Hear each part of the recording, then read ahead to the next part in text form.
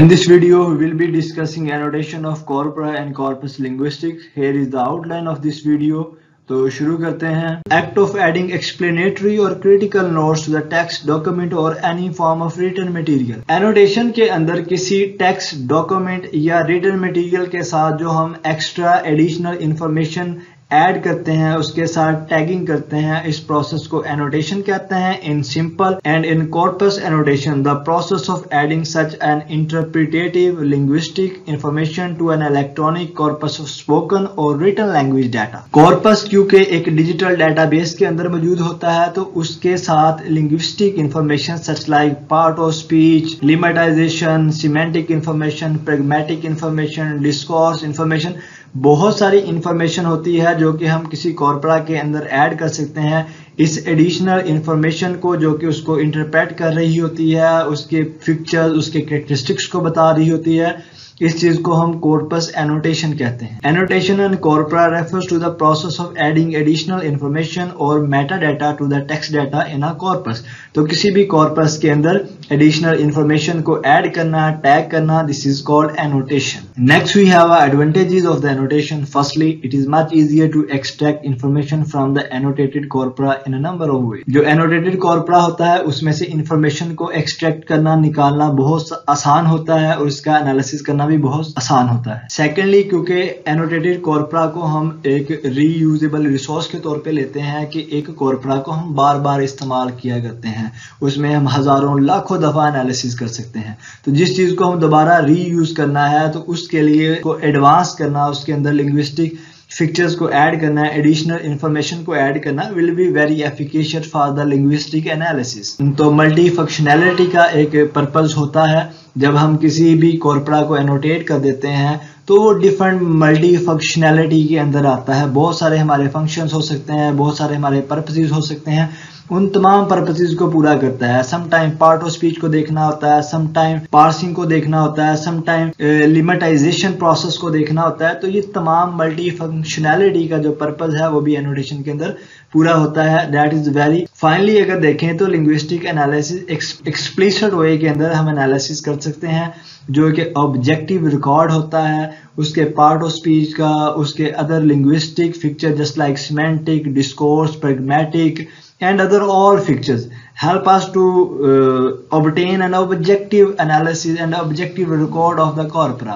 Next हमारे पास आता है कि हम corpora annotation कर कैसे सकते हैं. इसमें ऑटोमेटिकल हो सकती है, सेमी ऑटोमेटिक हो सकती है, या ह्यूमन एनालिस्ट कर सकते हैं. या तो अगर पूरी मशीन के साथ होती है तो फिर ये ऑटोमेटिक होगी. अगर मशीन और ह्यूमन दोनों की इंटरफेरेंस के साथ होगी इसको सेमी ऑटोमेटिक कहेंगे. और अगर मशीन को एक्सक्लूड करके हम एनालिसिस करते हैं that will be the human analyst.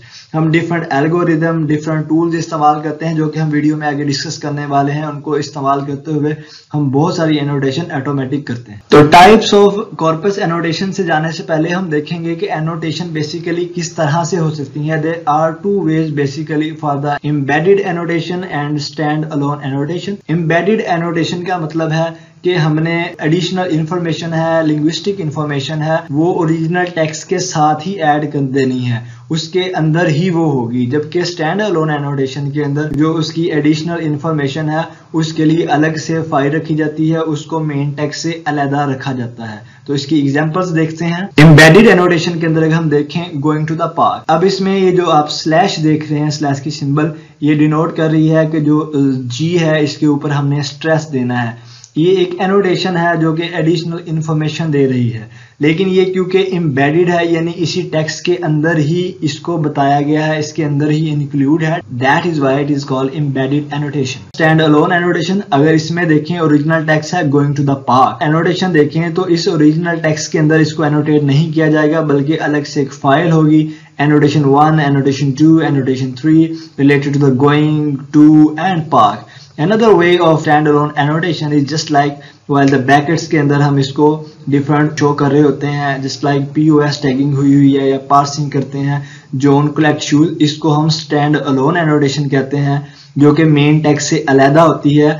और इसकी फाइल भी अलग की जा सकती है। एम्बेडेड एनोटेशन के अंदर हम सिंपल वे के अंदर एनोटेशन को अलग नहीं कर सकते और स्टैंड अलोन के अंदर अलग से बहुत इजीली एनोटेशन को कर सकते। आगे हमारे पास है लिंग्विस्टिक एनोटेशन और non linguistic annotation. Linguistic annotation basically is a type of annotation that is related to the linguistic feature. जो लिंग्विस्टिक फिक्चर्स के बारे में, लिंग्विस्टिक ट्रेड के बारे में एनोटेशन होती है उसको लिंग्विस्टिक एनोटेशन कहते हैं। On the other side non linguistic annotation related to the non linguistic feature just like audio, image, gesture, temporal, time, date and domain specific. तो ये नॉन लिंग्विस्टिक एनोटेशन के अंदर आता है। तो अभी हम इसको डिटेल के अंदर देखते हैं। लिंग्विस्टिक एनोटेशन के अंदर सबसे पहले आती है POS tagging, part of speech tagging. Grammatical tagging और morphosyntactic annotation is another name of the part of speech tagging. इस टैगिंग के अंदर हमने अपने कॉर्परा के अंदर तमाम वर्ड्स की कैटेगरीज करनी है, सेगमेंटेशन करनी है, टोकनाइजेशन करनी है। अलग के करके हमने हर वर्ड को पार्ट ऑफ स्पीच की कैटेगरी के अंदर बताना है कि ये नाउन है, ये वर्ब है, ये एडजेक्टिव है, ये कंजक्शन है, ये इंटरजेक्शन है। तो इस प्रोसेस को POS टैगिंग कहते हैं। We have our tools for the automatic POS tagging. POS tagging के अंदर इसके टूल्स की बात की जाए तो ये एक क्लॉज, एक सॉफ्टवेयर टूल है जो कि लिंकेस्टर यूनिवर्सिटी ने बनाया है। Constituent likelihood automatic word tagging system. This system have a 97% accuracy for the part of speech tagging। ये ऑटोमेटिक टैग करेगी और बताएगी कि कौन सी चीज वर्ब है, कौन सी एडजेक्टिव है, कौन सी कंजक्शंस है। तो डिफरेंट कॉन्कॉर्डेंसेस के अंदर हम डिफरेंट तरह की एनोटेशन कर सकते हैं, एम्बेडेड एनोटेशन। लेकिन वो कॉन्कॉर्डेंसेस जो बहुत ज्यादा एडवांस है उनके हम अंदर एडवांस किस्म की एनोटेशन यूज कर सकते हैं, just like Xaira and SARA. These are the advance concordances. Lemmatization. Lemmatization का मतलब है कि हमने इनफ्लेक्शनल वेरिएंट को अलग से करना है। लिमेटाइजेशन के अंदर हमने लीमा निकालना है। लीमा का मतलब होता है root word. Lemmatization is the process for reducing word to their base और dictionary form noun as a lemma. अगर देखें डू, डज, डिड, डन, ये तमाम जो इनफ्लेक्शनल वेरिएंट है वो डू के हैं।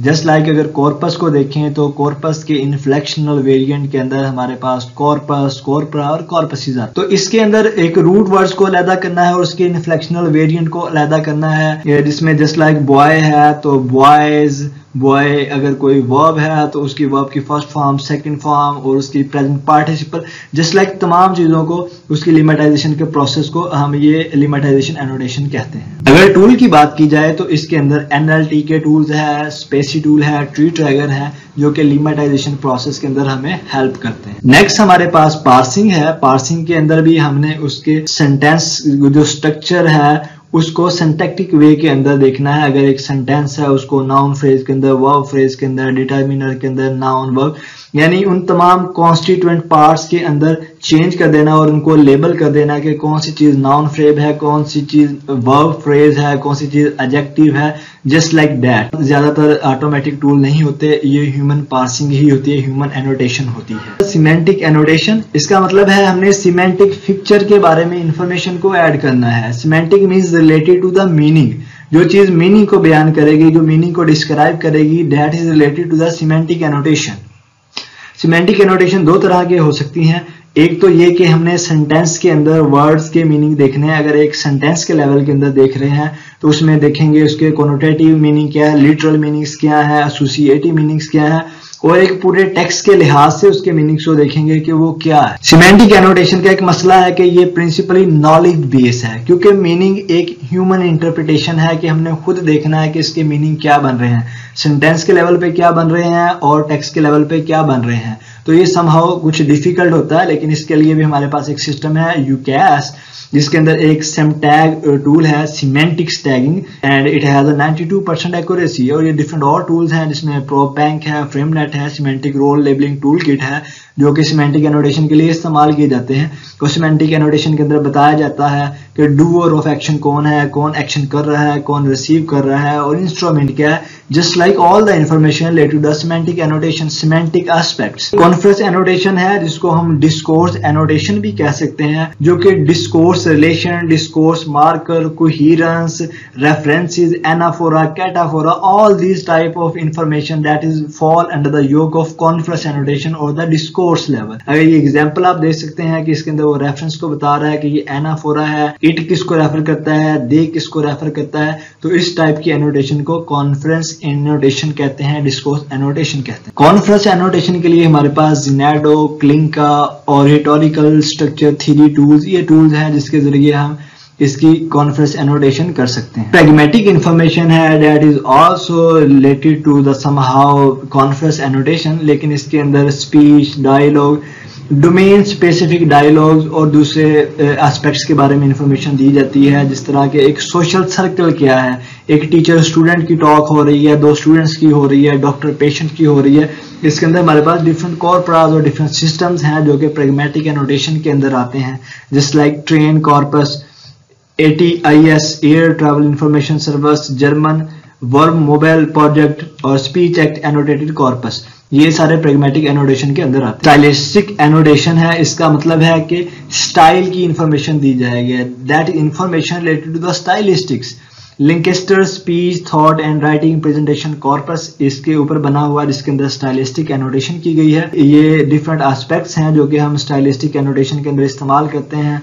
बताया जाएगा कि ये डायरेक्ट कैटेगरी थी, फ्री कैटेगरी थी, इनडायरेक्ट कैटेगरी थी, फ्री इनडायरेक्ट कैटेगरी थी। तो डिफरेंट सिस्टम्स के बारे में, इस चीज के बारे में बताने को हम स्टाइलिस्टिक एनोटेशन कहते हैं। Phonetic and phonological annotation, the annotation related to the sound and pronunciation, how to describe the word, transcription of the speech, ये phonetic और phonological annotation के अंदर आते हैं, जिसके अंदर हमारे पास प्रैट, एलन ये टूल्स हैं जिसके अंदर हम ये एनोटेशन कर सकते हैं। नेम एंटिटी रिकॉग्नाइजेशन एनोटेशन, इसके अंदर बताया जाता है कि कौन सी चीज ऑर्गेनाइजेशन है, कौन सी चीज लोकेशन है, कौन सी चीज नेम है, पर्सन्स हैं।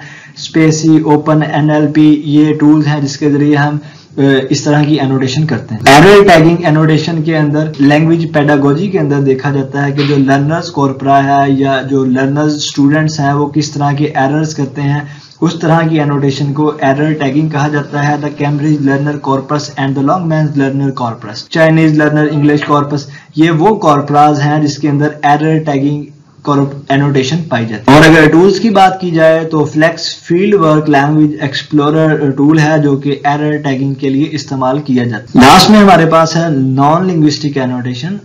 इन a corpora refers to the process of annotating non textual elements of the picture in the linguistic corpus. किसी इमेज की एनोटेशन होगी, उसकी डिटेक्शन की, सेगमेंटेशन की, क्लासिफिकेशन की, या वीडियो की एनोटेशन हो जाए, एक्टिविटी रिकॉग्निशन, ऑब्जेक्ट ट्रैकिंग या किसी और चीज की इंफॉर्मेशन, या फिर और ऑडियो एनोटेशन हो जाए जिसके अंदर स्पीकर, ड्यूअलाइजेशन, म्यूजिक, जॉनरा, क्लासिफिकेशन, तो ये नॉन लिंग्विस्टिक एनोटेशन के अंदर आते हैं। जेस्चर एनोटेशन या टेम्पोरल एनोटेशन हो तो ये भी वो इंफॉर्मेशन है जो जेस्चर्स के बारे में, इमोशन के बारे में, दूसरी ह्यूमन कंप्यूटर इंटरेक्शन के बारे में बताया जाता है। तो ये नॉन लिंग्विस्टिक एनोटेशन के अंदर आते हैं क्योंकि ये नॉन लिंग्विस्टिक फिक्चर्स हैं। Time, date annotation, domain specific annotation, all are the non linguistic annotations. Annotations के कुछ रूल्स भी होते हैं कि हमने इसको कैसे करना है, एनोटेशन करनी कैसे है, इसके प्रोटोकॉल्स क्या हैं। तो लीच है वो 7 मैक्सिम्स देता है कि किस तरह से एनोटेशन होना चाहिए। जस्ट लाइक वो कहता है कि एनोटेशन इस तरह से हो कि उसको दोबारा से रिवर्ट कर सकें, यानी निकाल सकें,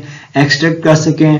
उसकी गाइडलाइंस बतानी चाहिए यूजर को कि एनोटेशन किस तरह की गई है और किसने एनोटेशन की है, किस लिए की गई है, और वो थ्योरी न्यूट्रल प्रिंसिपल्स के ऊपर होनी चाहिए, बाइस नहीं होनी चाहिए। या फिर उसके पास जो एनोटेशन होती है, किसी भी एनोटेशन को हम स्टैंडर्ड नहीं मान सकते कि ये स्टैंडर्ड एनोटेशन है, उसके ऊपर कर दिया जाए कि इसी से एनोटेशन होती है। तो इसको डिटेल के अंदर देखने के लिए अलग वीडियो के अंदर हम इसको डिस्कस करेंगे। Hope you understand all the concept and if you have any confusion और ambiguity related to any concept, please comment in the comment box and I will answer it.